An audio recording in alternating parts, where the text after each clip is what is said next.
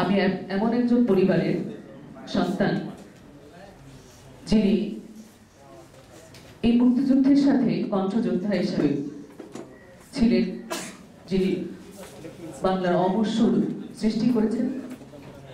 সেই সুর, যে সুরে এদেশের মুক্তিযুদ্ধে যারা অংশ নিয়েছেন তারা প্রেরণা পেয়েছেন।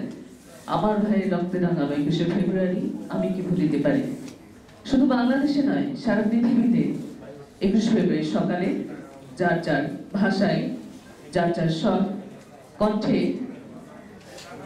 সুরে শুরু হয় আমার ভাইয়ের রক্তে রাঙা 21শে ফেব্রুয়ারি আমি কি ভুলিতে পারি।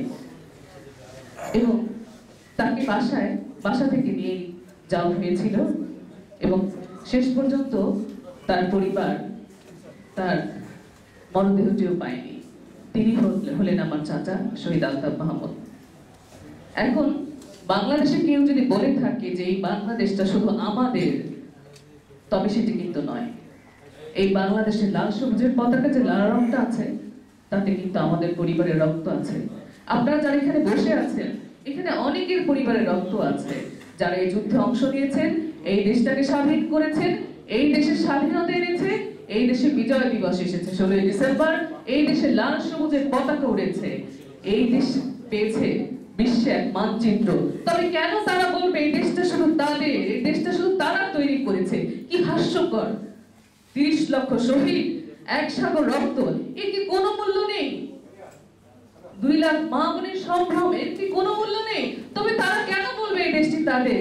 তারা যা ইচ্ছে তাই করবে। তারা 14 সালে করেছে, 2018 সালে করেছে, আবার দেখেন 2024 এসে কি হাস্যকর গণতন্ত্র নিয়ে ছিনিমিনি খেলেছে।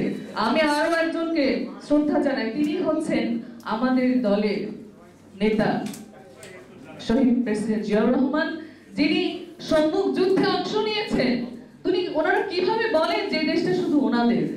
উনি তো জীবনের মায়া করেননি, শুধু যুদ্ধ করে এই দেশটাকে স্বাধীন করেনি, এরপরে প্রতিষ্ঠা করেছেন এই দেশে গণতন্ত্র। আপনি তারপরে চলে আসেন তার যে সহধর্মিনী বেগম খালেদা জিয়া, আমাদের সকলের প্রাণের নেত্রী, দেশনেত্রী বেগম খালেদা জিয়া 9 মাস রাজপথে থেকে দেশে গণতন্ত্র পুনরুদ্ধার করেছেন।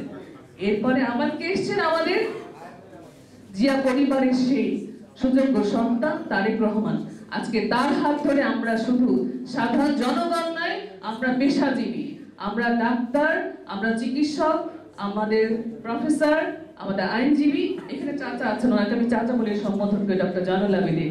আপনারা টিভি খুলে দেখবেন, টকশোতে আপনি দেখবেন উনি মামলা ফেস করছেন, আমাদের নেত্রীর সকলে মামলা ফেস করছেন, আবার অবরুদ্ধ থাকছেন। কে না করছে? শুধু বলে আমরা আমরা আমরা আমরা কারা? আমরা তারা কতজন? যাই হোক, আমাদের বিজয় দিবস প্রতিবাদী কণ্ঠস্বর, মনে হয় যে কোথাও কথা বলতে গেলে ওনাদের কথা শুনি, ওনারা শুধু বলেন কিন্তু আমাদেরকে বলতে দেন না। আমরা সকলে বলতে আবার সেই আমাদের মুক্তিযুদ্ধে যারা জীবন দিয়েছেন 30 লক্ষ শহীদের প্রতি আমি শ্রদ্ধা জানাই। আমরা শ্রদ্ধা জানাই সেই মা বোনদের প্রতি যারা সংগ্রাম দিয়েছেন।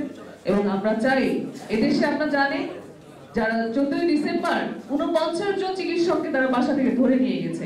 আজকে ডক্টর সমাজ, আমাদের চিকিৎসক সমাজ, আমাদের নেতৃবৃন্দ, আজও আমরা কিন্তু রাজপথে। আমরা চিকিৎসক সমাজ কিন্তু ঘরে বসে থাকি না, আমরা শুধু চিকিৎসা সেবা দিন, আমাদের দেশের কাজে, দেশের কল্যাণে, দেশ প্রেমেও কিন্তু আমরা উদ্বুদ্ধ। আমরা দেশের যে কোনো ক্রান্তি লগ্নে কিন্তু চিকিৎসক সমাজ কিন্তু আজকে রাজপথে থাকার জন্য অঙ্গীকারবদ্ধ। আমরা 16ই ডিসেম্বর আমরা আবার অঙ্গীকারবদ্ধ হই, যতদিন পর্যন্ত এই দেশে গণতন্ত্র পুনরুদ্ধার না হচ্ছে আমরা রাজপথে থাকবো।